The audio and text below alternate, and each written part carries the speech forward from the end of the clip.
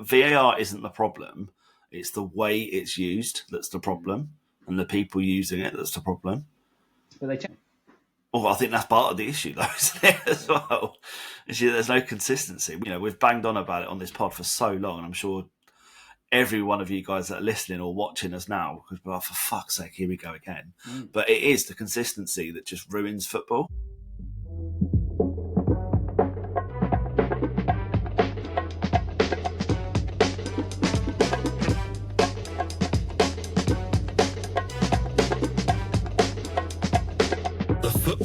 Podcast. Hello and welcome to a later than scheduled planned episode of the Football Drop Podcast. Benjani, Mari, Benjani, how are you? Yeah, tips up, mate. Tips up. What about you? Early, isn't it? Like getting up at 7 o'clock to do a podcast is like early. I know getting up at 7 o'clock to do a podcast for 7:30 and then getting to 8:10 before we actually recorded because someone decided they needed to go to Sainsbury's this morning. Yeah, no, but that didn't happen though, did it? Because it's 7 a.m. So, well done for making stuff up. All right, mate. How's it going? How are you, Nick? Yeah, good, mate. Tip top. What about yourself? Tippity top to the tip, top tip. Yeah, I'm all right, mate. Not too bad. I feel like this podcast is a football podcast and we are coming into the podcast after a fantastic weekend of football. I mean, depends who you support, really, doesn't it? Well, I think the overall football won this weekend. There was some fantastic games of football. There was some fantastic games. And I really enjoyed them. But also, we got to see each other, didn't we? We did, mate. We did. We actually watched a football game together. I know, it was mad. That was nice, wasn't it? Absolutely mental. It was nice. We had a pizza as well. So my favourite food in the world, so it's always a bonus. I know. And we were both down on weight this week. That's what I was going to say to you. Yeah, how's the diet life treating you? Not bad, mate. 1.5 kilos down. So I'm not far off my my end of season weight. I had a few weeks off and just basically ate. I think they call it emotional eating. I think is probably the easiest way to describe it. But We're back on it now. We've got our plans. We've got our meals sorted. Well, I say I've got my meals sorted for the week. I love how you pulled me into that. Well, you did have a lovely pre-football dinner yesterday, cooked by moi. I know. I was very impressed. I didn't know you could cook. I didn't until the other day. Is that the first meal you've cooked? No, don't be stupid. Right, I was going to say. It wouldn't surprise me. No, I've cooked before. I'm not the greatest chef in the world. To be fair, I'll never say that I am. But it's nice. It's nice opportunity to just cook stuff. Really, it's just annoying. You never know what to actually do. I know, and like the Sainsbury's around the corner as well. They've just changed the layout of the shops. Mate, how annoying is that? Oh, great! It's fucking jarring. It is absolutely jarring. But no, I think I lost. I think I said I lost 0.8, but I actually only lost 0.6. You did say 0.8 to everyone, yeah? Yeah, no, it was 0.6. I woke up this morning and it had updated and it said, "Well done for losing 0.6." And I was like, "Oh, I thought it was 0.8." So I that's don't know, disappointing. but I think it might have been 0.8 from my start weight. I don't know. Yeah, it didn't make any sense. Anyway, it doesn't matter. But yeah, I mean, I've come down because I was thinking about this. Man, that's so bad. But actually, in that week bit where we had the time off, I think I put on like a kilo. So actually, I'm like 1.6 down from that week. Yeah, that's good. That's really good going. That's why you got to see it. Yeah. So yeah, that is the way I'm seeing it. Is like I've actually done 0.8 over 2 weeks. So yeah, I'm kind of happy with that. So that's good. Oh, well done, mate. Proud of you. But proud of you. Yeah, this week I still need to continue. So I've cut down on alcohol. Although when I was with you, for some reason I decided to drink like 4 beers, which was. Honestly, I don't know why you're doing it. Because even I was like, "No, I'm not drinking, mate. I'm driving." And you was like, "Yeah, I'm gonna just gonna watch the football and crack open a beer." Yeah, which is what happens, isn't it? And you were chugging quickly. You were drinking them very quick, mate. For a chilled Saturday afternoon. Yeah, but that's what it's all about, isn't it? But I mean, is it? Yeah. This weekend though, like watching football when you've got a kid is pretty funny because like Jack is like he's so into it, but also at the Isn't same he? time he's not because he's like, oh, yeah, I'm watching football, but I just want to play football. Like I want to, and I remember it. I don't know if you remember it for yourself as a kid, like when you're sitting there watching football with your dad, and you're like, I remember I had like a ball on a bit of elastic. Yeah. And I'll be watching the football, and then I'll be like, I just can't watch this anymore because I need to go and play it. So I'd go in the hallway and just like kick the ball Yeah, around. kick And it like, around. yeah, yeah. And he's very much like that. He's like, I just want to watch the football, but I also want to play it because we watched the Newcastle Forest game together as well on the Sunday, and Mate, he just what was he like? yeah, he exactly the same. Exactly the same. He was like trying to watch it because there was obviously so many goals, and he's like, I just want to play. Like, Dad, can you throw the ball at me while we watch this foot? Like, he was so into it, man. It was so sweet. I was doing that on Saturday to him, launching that soft ball at him. I mean, some of the times I was throwing it pretty hard. He was catching, a fair few of them and stopping it and stuff. But Yeah, yeah. honestly, your boy has like unlimited amounts of energy. Well, sometimes, yeah. I mean, I think he's like any kid. You know, he has his ups and downs. Sometimes he can be like a teenager, and he's just like, I don't want to get out of bed. Other times, he's. But what I don't understand is why they do it on like a school day. Why Like not? honestly, the whole summer holidays, he had no summer holiday, the whole half term, he had no issue getting up, no problems at all. I bet you, like, well, actually, no, I know that this morning he was like, not getting up, don't want to get up, can't get up. But why would you want to get It's up for school? well, yeah, exactly. I feel exactly the same. I feel exactly the same. I don't want to go to school today. Well, you've got the restraining orders. You can't.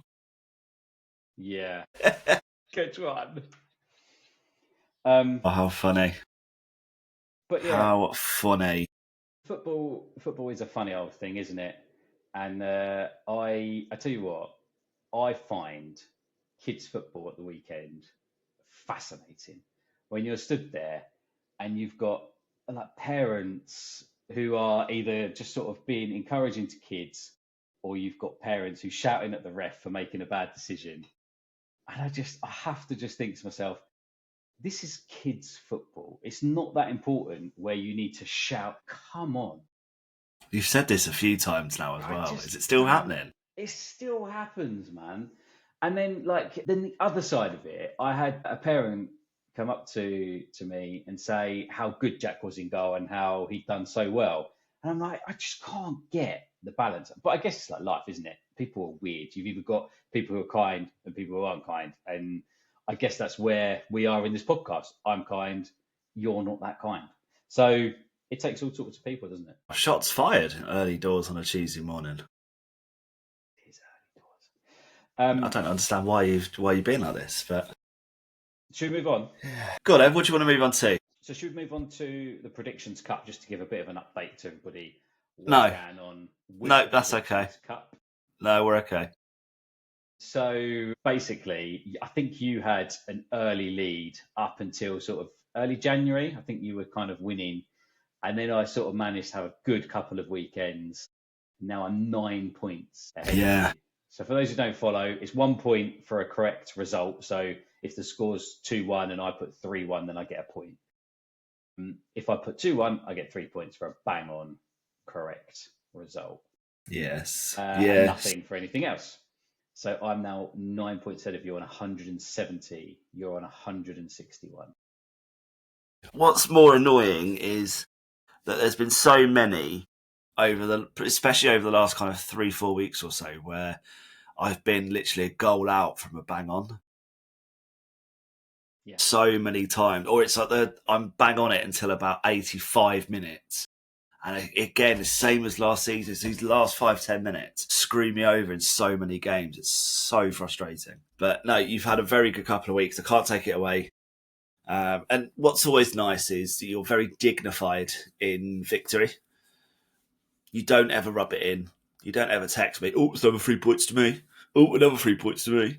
Oh, have you seen that game? Do you know what the score is? So it's nice that you don't do that. No. And when the shoe was on the other foot, it was nice that you didn't also do that, and that is justified in my gloating. look, I don't like to receive how I am to people as well. I don't think that's fair. I want my cake and I'd like to eat it myself. Well, as we can tell, you've eaten enough cake, so it's time to hand over the baton to me. Fucking hell, Jesus. All right, well, I shall update on FPL as well. No, you don't have to do that. We do. I don't even know where you are, actually. I need to look it up as we go. I think I've still got Saka in my team. I've got Haaland. I'll be honest, I haven't checked it for a while, like my own team. I think I've got Aouanise, who's still up front. Like I haven't swapped him for Chris Wood or anything like that most people would do. It's insane how bad I am. But we've got a few sort of the top five we're looking at. We've got a few sort of regular names. Mike Scandal in second.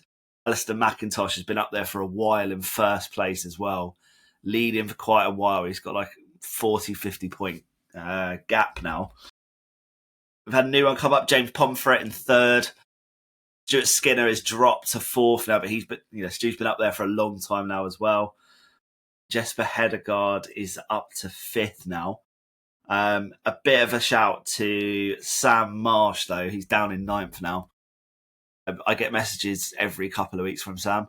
Have you checked FPL, mate? Have you checked FPL? He's been up there for a while. I think his head's been turned because he hasn't checked his team, or his team's been pretty crap because he's on 66 points this week, whereas others are on sort of 107, 103, 102. So, Sam, you need to pull your finger out, mate, and get up there. Just with regards to us, obviously we do the Will v Ben, a kind of series of everything at the moment. I am down in 160th, which is absolutely poor. I'm on, I've got 76 points this week, so it's not too bad.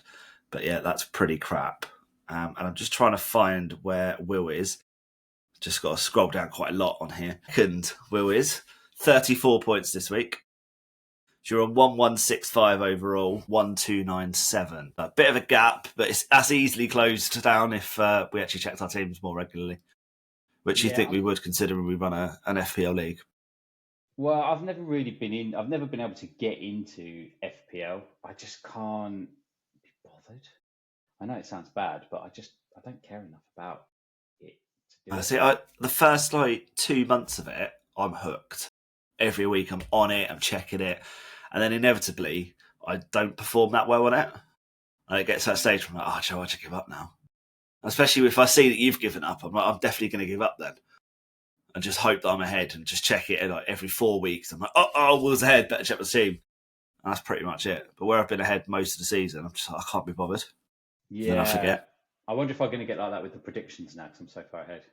I hope so. Do you want me to fill them in for this week for you? No, it's all right. I've got them up, actually. We'll do that afterwards because we've got midweek games this week. We have. They're all typed up, ready to go. Oh, are they? Well done. Yeah, I've done them before the podcast. But yeah, it's, if you are into FPL, we're not slagging it off at all. Oh, no. You will get shout-outs. That's the thing, isn't it? Did you Keep it going, guys. Did you see the stuff last night in Turkey with Jose?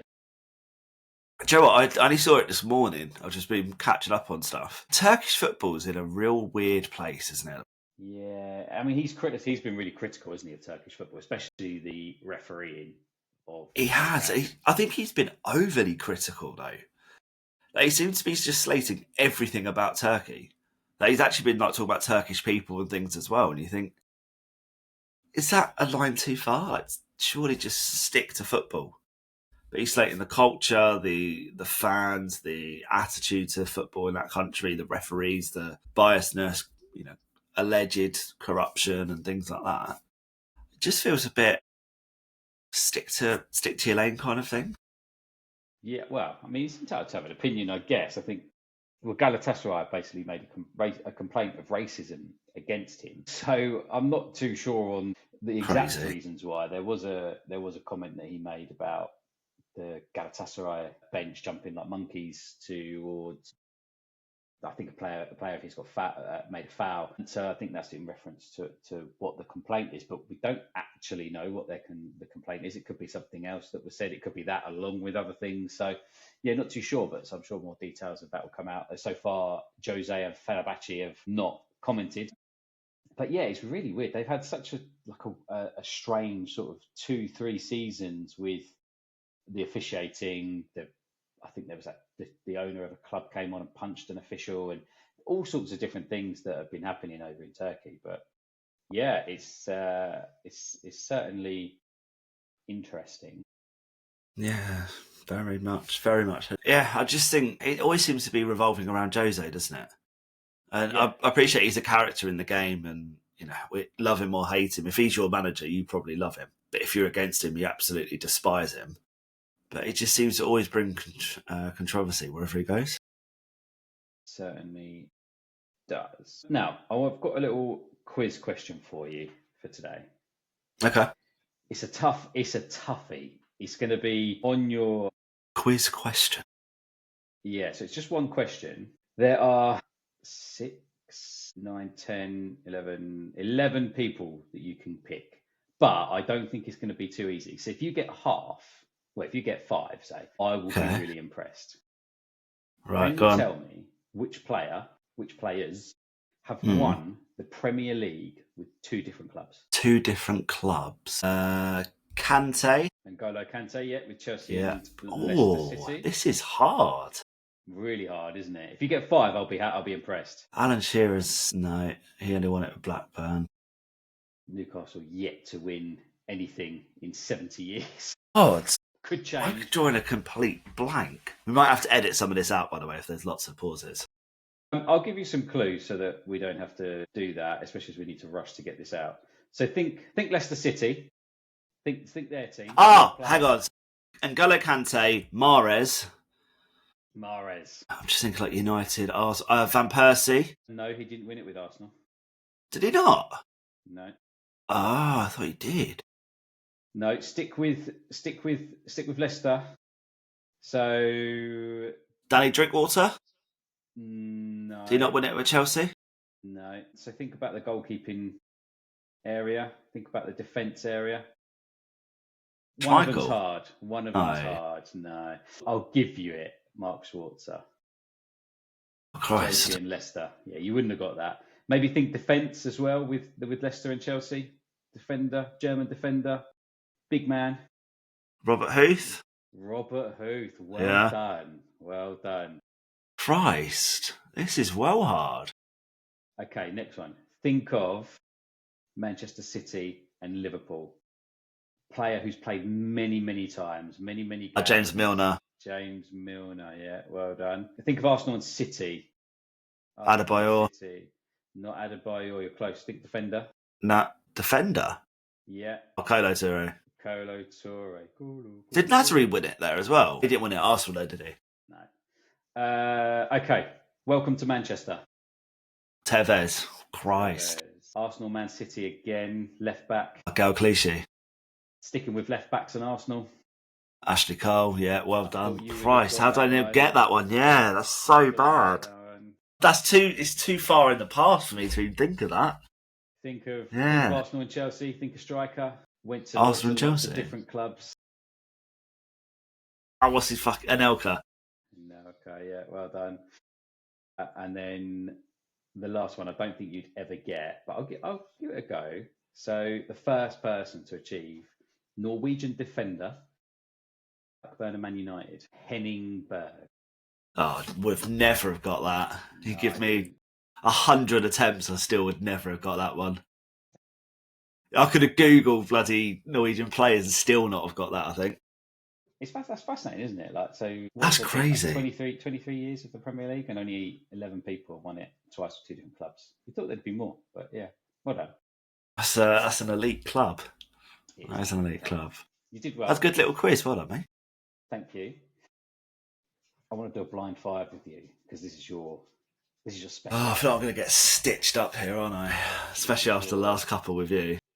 This is your speciality, being a GK. I think you'd do well with it. Are you ready? Go on then. Goalkeeper blind 5. Goalkeeper blind 5. Mark Schwarzer 5. Okay. David Seaman 2, 3. 3. So you've got 3 and 5 sorted. Edison 2. 2. So you've got Edison 2. I feel like there's going to be something else. Seaman was 3, wasn't it? Yeah. And Schwarzer was 5. Alisson. Gonna have to put him 1. And then the last one, Pitch Michael. Yeah, I knew he was going to do that 4. I knew there's going to be someone like that.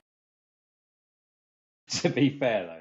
Do you know what? I'm reasonably comfortable with that. List. I think you could probably swap Seaman and Schmeichel, to be fair.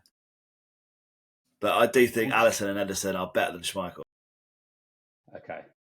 I think it's hard to compare because it is obviously different generations, different eras of football. But I would probably rate them above him. That's fair. No, I don't. Yeah, I don't mind. Oh, that wasn't such a stitch up. I'm all right with that one. Yeah, no, trying to be a bit sort of fair with it. Oh, what a nice guy. Thanks, mate. Before we move on to the results from the weekend, I've just got a question for you. Big Six. Talk about the Big Six quite a lot, but obviously the last 2-3 seasons, not really spoken much about them. Are there a Big Six? If there are, who are they? That is a bloody good question. In short, no, there isn't anymore. There's not, is there? Well, traditionally, actually, no, I'm going to stick to it. No, there isn't anymore. So I was going to say, traditionally, yeah, there are the classic Big Six, but it wasn't because before that, it was the Big Four. So you can't just keep extending it more and more and more. It doesn't work like that. No. So no, I mean, your Big Six, traditionally was Arsenal, United, Liverpool, Chelsea. Then they added City and Spurs into it. And obviously, City have earned it because they've cheated their way and got lots and lots of Premier League titles. Spurs have just always done nothing really. Yeah. Chelsea, I feel like have always fluctuated. Well, Liverpool have only had a couple of periods, and United now have a drop, and then Arsenal are up and down as well. That's tough, man.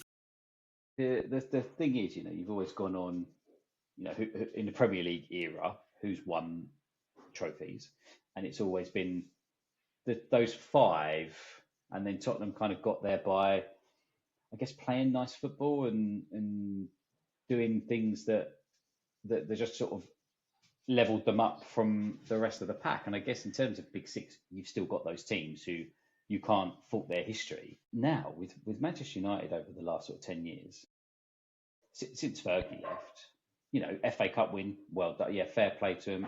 Even with Arsenal, they've only just recently got back into challenging for the title, being into the Champions League. They've won an FA Cup here or there. But I don't know if you could argue that they're in the big teams. I think you're almost... no, it's hard.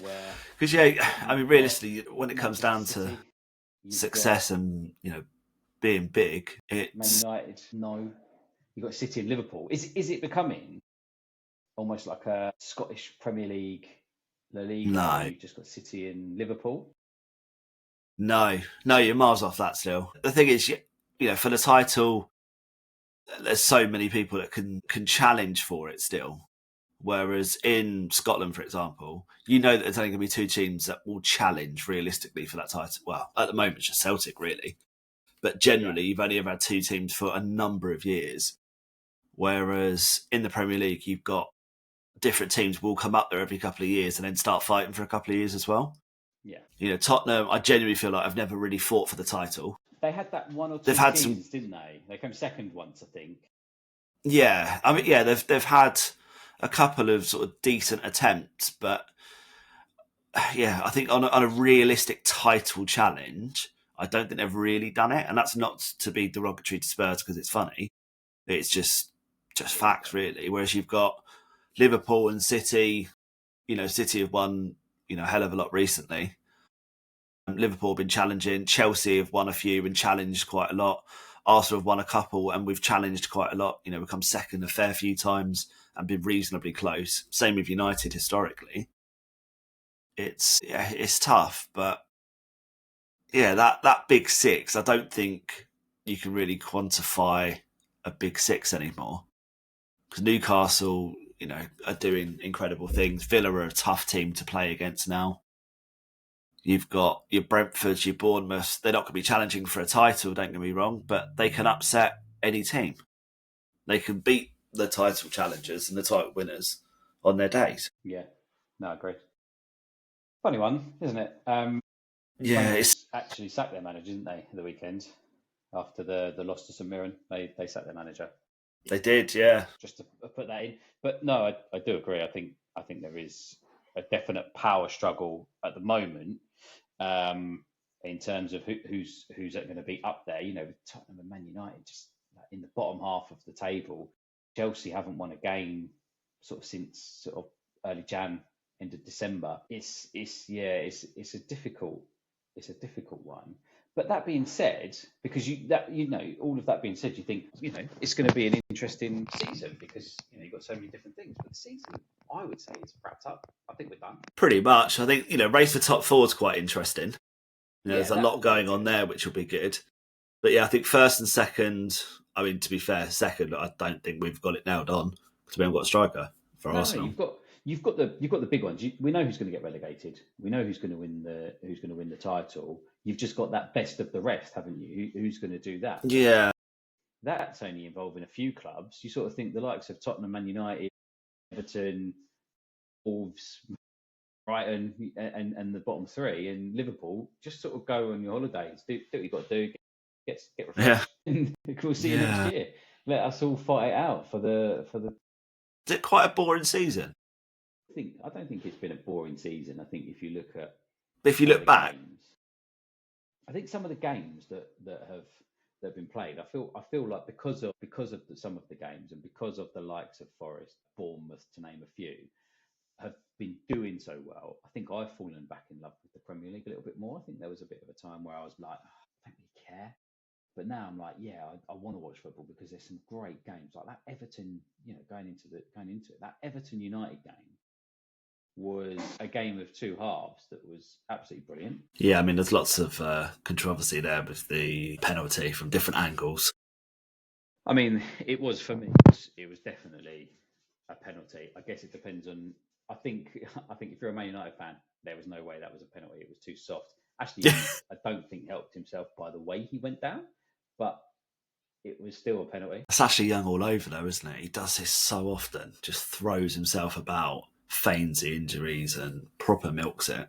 And you do get a rep, and refs will cotton onto that, and eventually they will just go, nah, that's not enough. I know it's not enough. I know you. I know what you're like.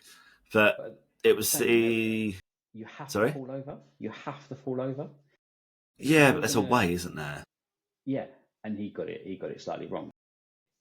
It is just a way. It is. You have to, you just see it, and I see it in kids' football as well. Is you get touched, you go down.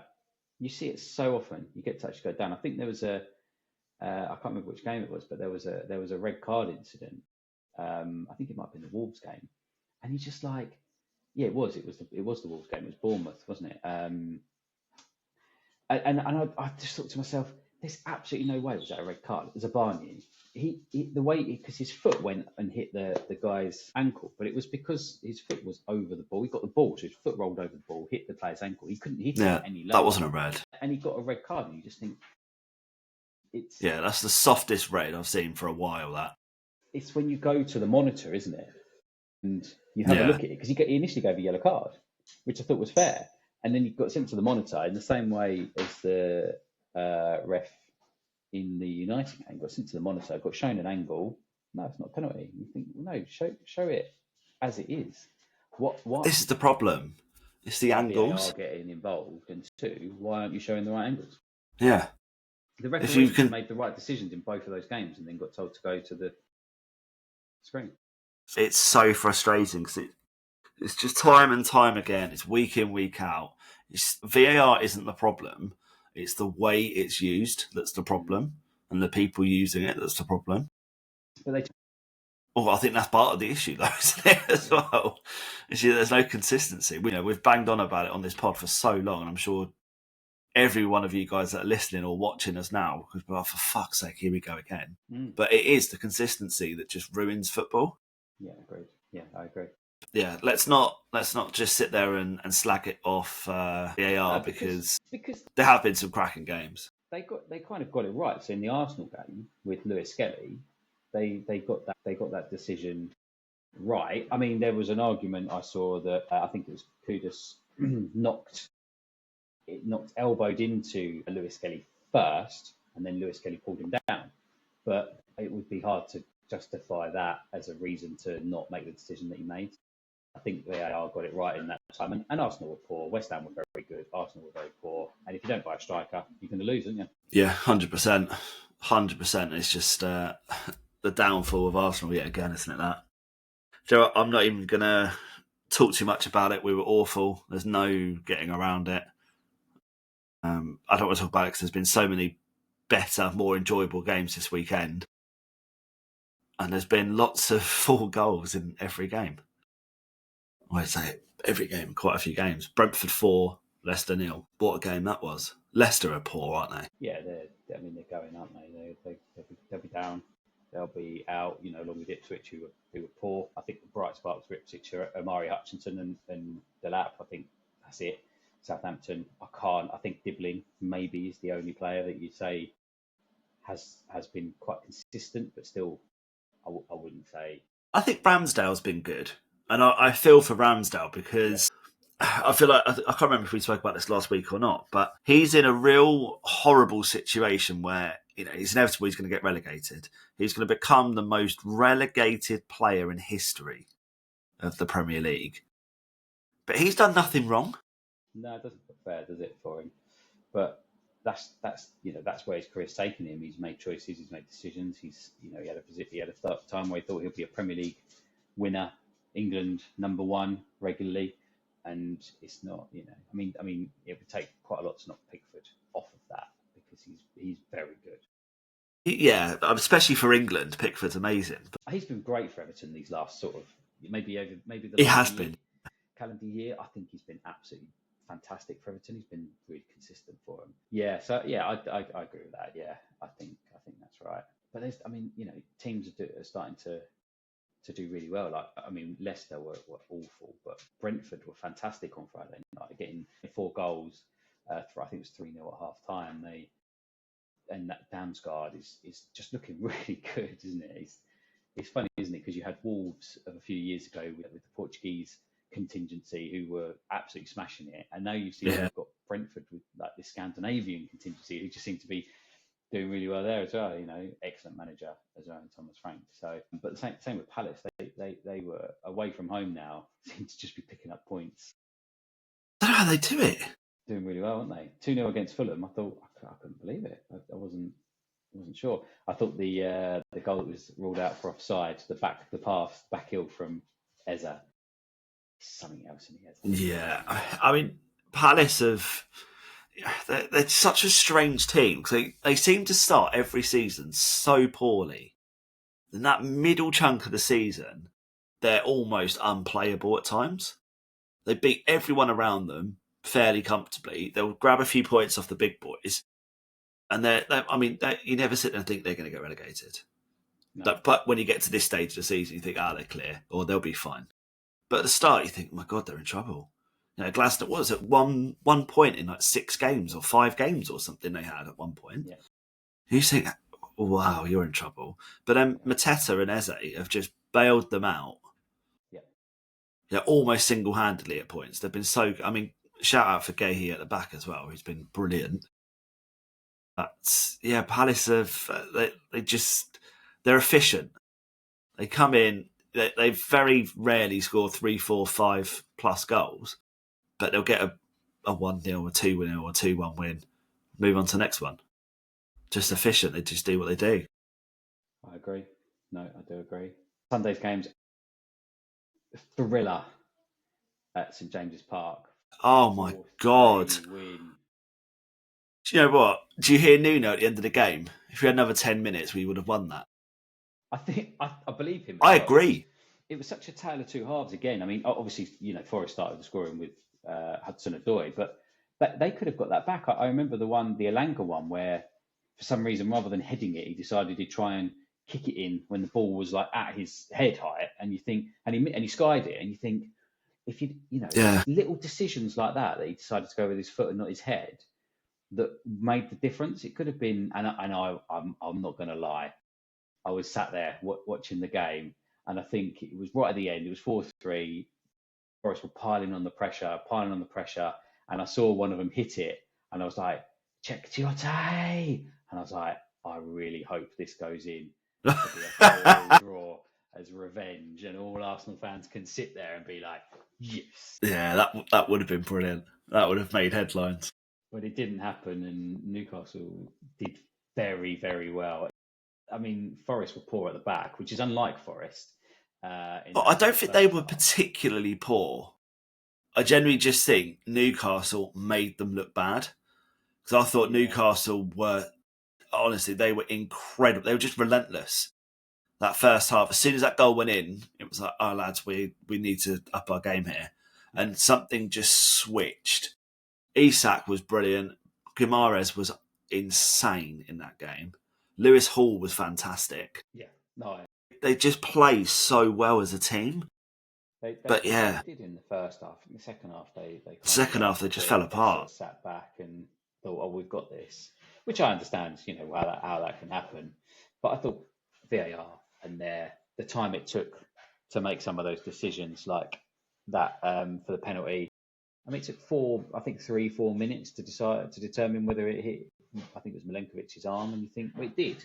Give the penalty because it did hit his arm. And the same with the Beto goal. You're sort of thinking they're drawing lines. They're looking for Everton. They're looking at, oh, was there a foul? Was there an offside? Was there this here? Did this happen? Did that happen? I think to give the goal, it took about 6 minutes. And you're like, it's not clear and obvious, is it? If it takes you more than sort of 60 or 90 seconds, it's not clear and obvious. Because listening to a couple of other podcasts, there's been a theory sort of put around, which I kind of understand, that because of the decisions that it's taking so long to make those decisions from VAR, that players are standing around potentially getting cold, and then they're starting up again, and there's the wonder if, okay, because they're cold, they're then starting to run. Is that because we've got so many hamstring injuries, and having a little run through of the teams, Arsenal, we've lost our whole front forward of our team pretty much. Odegaard's back now, but he's been off as well. He's been injured. Manchester United had a bench full of youngsters the other day that they didn't really want to bring on because they've got so many injuries. Obviously, we know what's happened at Tottenham. Manchester City, with Rodri and all of their teams, some of their players have been injured. Haaland's out at the moment. And the list kind of goes on. Bournemouth the other day was sat with 10 injuries. And you think, is that the catalyst for this? And why, we're not where we are? West Ham have had lots of injuries. The list goes on and on and on. There's clubs there that I probably haven't mentioned that are sitting there thinking, we've had that as well. And it is interesting whether we need to have a look at whether that's having an impact on the game, and whether we need to do something like you just said. If you can't figure it out in 60 seconds, whatever the referee said goes. Yeah, I think a lot more people are saying that, and I do feel like we're talking a lot more about injuries this season more than ever. It does feel like it. Yeah, we're not talking so much necessarily about the amount of games we're playing. It's just more about the injuries, and that's kind of a secondary thing now, especially this season. But I think it all contributes. Yeah, there are so many. And we've got the Club World Cup or something? Well, some stupid thing that runs for... more football being played. Was it run for 6 weeks or something now, I think, or 4 weeks?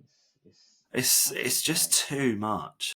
Feels like it, yeah. I feel like there's going to be more and more complaints, or you'll have, that competition, which who's really going to care too much about it? Are they going to send their big guys, or are they going to, Chelsea are in it.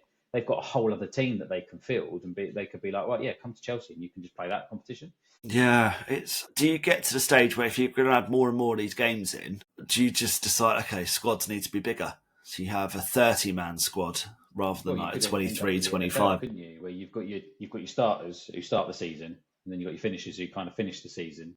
So you've got your two teams. Yeah. Or you've got your defence and your attack. It could become something like that. Yeah. I think certainly the squads will start to get bigger. I think they have to be able to deal with the injuries. Well, yeah, but the PSR rules haven't changed. They're going to be the same next season. So you've still got that like looming over you. But in years to come, if you're going to add more and more games, everything getting expanded, World Cups at, 48 teams or something now, the Euros will probably get more, and this will get more, that will get more. You'll have more mini competitions, Champions League, there's more.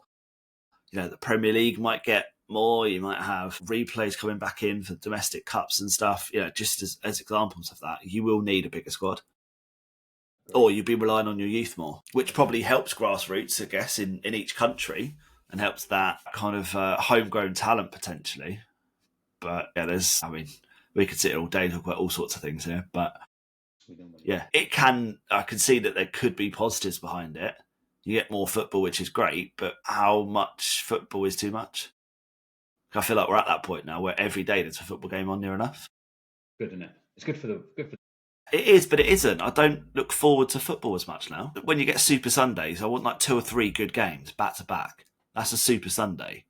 But you got a Super Sunday of fucking Everton against Ipswich or something, and that's no disrespect to those teams, but are you going to be pumped up a week for that when you can watch Barcelona PSG on a Tuesday and then Real Madrid Atletico on a Wednesday? And then the end of the week you've got Ipswich against Leicester. Relegation battles. Am I into this? Yeah, well, that's where you're going to start creating a Super League, isn't it? Let's not go down that rabbit hole. No, exactly. Honestly, there's so much. Maybe we'll do a pod on like our ideas for changes for football. Yeah, sure. I'm sure everyone will listen to that. They'll be like, yeah, well, let's see what these two got to say. You know, why not? Just see some ideas, see what people think. Well, wasn't it? You know, everyone agrees with me about Norwich. Even Norwich agreed. They haven't come back up since I said it. So I think that could be a good shout. Liverpool, champions in weight. Mohamed Salah is probably Ballon d'Or winner. Despite what, did you hear what Carragher said? What about the AFCON? Internationally, he's never won any. That's so bad. It's so disrespectful, but it's so bad. To be fair to Micah Richards and Daniel Sturridge, I suppose literally looked at him and said, "What are you talking about, you clown?" Yeah. Like it's the same level. People bang on about Copa America. It's the equivalent.